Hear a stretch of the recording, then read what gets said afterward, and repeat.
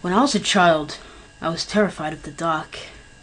I still am, but back when I was around 6 years old, I couldn't go a full night without crying out for one of my parents to search beneath my bed or in my closet for whatever monster I thought was waiting to eat me. Even with a nightlight, I would still see dark shapes moving around the corners of the room, or strange faces looking in on me from my bedroom window. My parents would do their best to console me, telling me that it was just a bad dream or a trick of the light, but in my young mind, I was positive that the second I fell asleep, the bad things would get me. Most of the time, I would just hide under the blankets until I became tired enough to stop worrying, but every now and then I would become so panicked that I would run, screaming into my parents' room, waking up my brother and sister in the process. After an ordeal like that, there'd be no way anyone would be getting a full night's rest. Eventually, after one particularly traumatizing night, my parents had had enough. Unfortunately for them, they understood the futility in arguing with a 6-year-old and knew that they would be unable to convince me to rid myself of my childish fears through reasoning and logic. They had to be clever. It was my mother's idea to stitch together my little bedtime friend. She collected a large assortment of random pieces of fabric and her sewing machine and created what I would later refer to as Mr. Ickbarr Bigelsteine, or Ick for short. Ick was a sock monster, as my mother called him. He was made to keep me safe while I slept at night by scaring away all the other monsters. He was pretty damn creepy, I have to admit. Honestly, looking back on all of it now, I am still impressed that my mom could think of something so strange and disturbing looking. Ickbarr had been stitched together with the look of a Frankenstein gremlin, with big white button eyes and floppy cat ears. His little arms and legs were made from a pair of my sister's black and white striped socks, and the half of his face that was green was made from one of my brother's tall football socks. His head could have been described as bulbous, and for his mouth, my mother attached a piece of white fabric and sewed in a zigzag pattern to keep a wide grin of sharp teeth. I loved him at once. From then on, Ick never left my side, so long as it was after dusk, of course. Ick didn't like the sun, and would get upset if I tried to bring him to school with me. But that was okay. I only needed him at night to keep away the boogeyman, which was what he was good at. So, every night at bedtime, Ick would tell me where the monsters were hiding, and I would place him near the section of my room closet to the spookiness. If there was something in the closet, Ick would block the door. If there was a dark creature scratching at my window, Ick would be pressed up against the glass. If there was a big hairy beast under my bed, then under the bed he went. Sometimes the monsters weren't even in my room. Sometimes they would hide in my dreams, and Ickbarr would have to come with me into my nightmares. It was fun bringing Ick into my dream world, as he and I would spend hours fighting off ghouls and demons. The best part was, in my dreams, Ick could talk to me for real. "How much do you love me?" he would ask. "More than anything," I would always tell him. One night, in a dream, after I lost my first tooth, Ick asked me for a favor. "Can I have your tooth?" I asked him why. "To help kill the bad things," he said. The next morning at breakfast, my mom asked me where my tooth went. From what she told me, the tooth fairy didn't find it under my pillow. When I told her I gave it to Ickbarr, she just shrugged and went back to feeding my little sister. From then on, every time I lost a tooth, I would give it to Ick. He would always thank me, of course, and tell me that he loved me. Eventually, though, I ran out of baby teeth, and I was beginning to get a little too old to still be playing with dolls.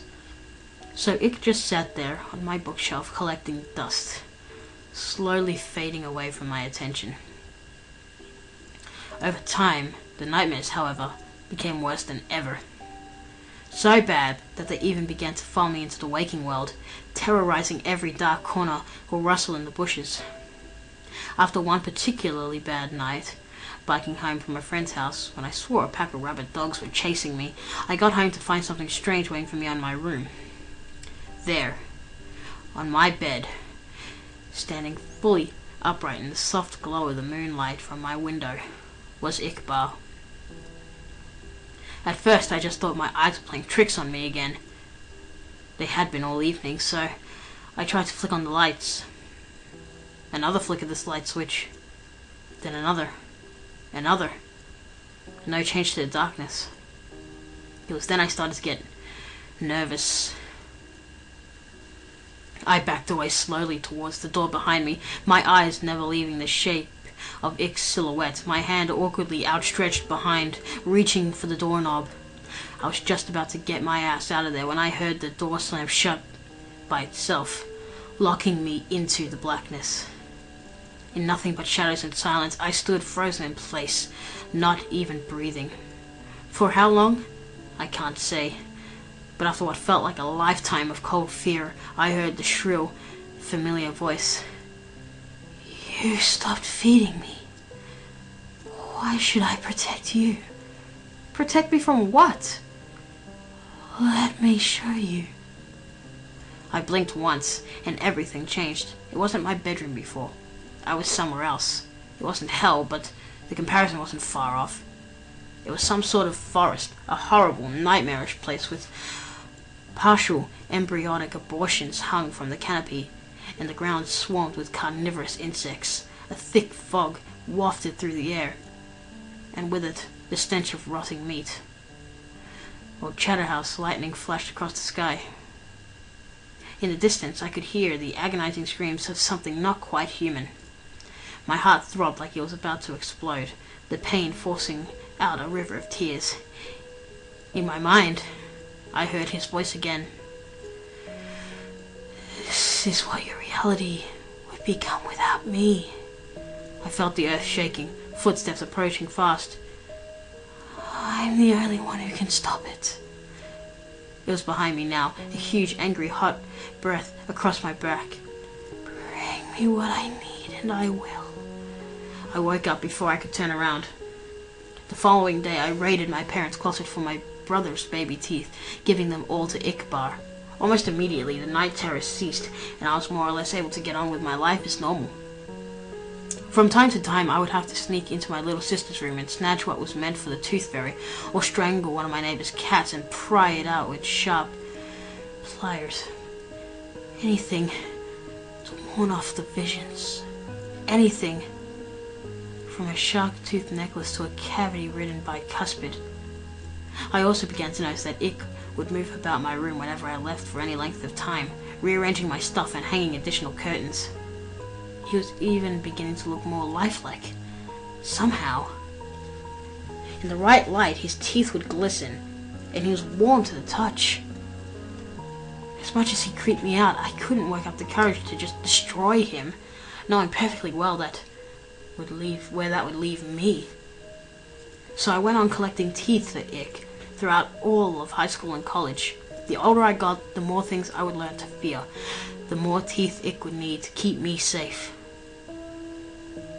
I'm 22 now, with a decent job, my own apartment, and a set of dentures.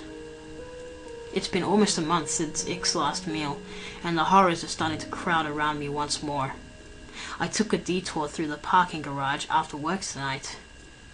I found a man fumbling with his car keys. His teeth were stained yellow from a lifetime of cigarettes and coffee. Even still, I had to use a hammer to get out the molars. When I got back to my apartment, he was waiting for me.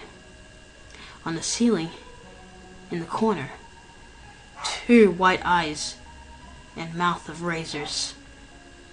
How much do you love me? He asks. More than anything, I replied, taking off my coat. More than anything in the world.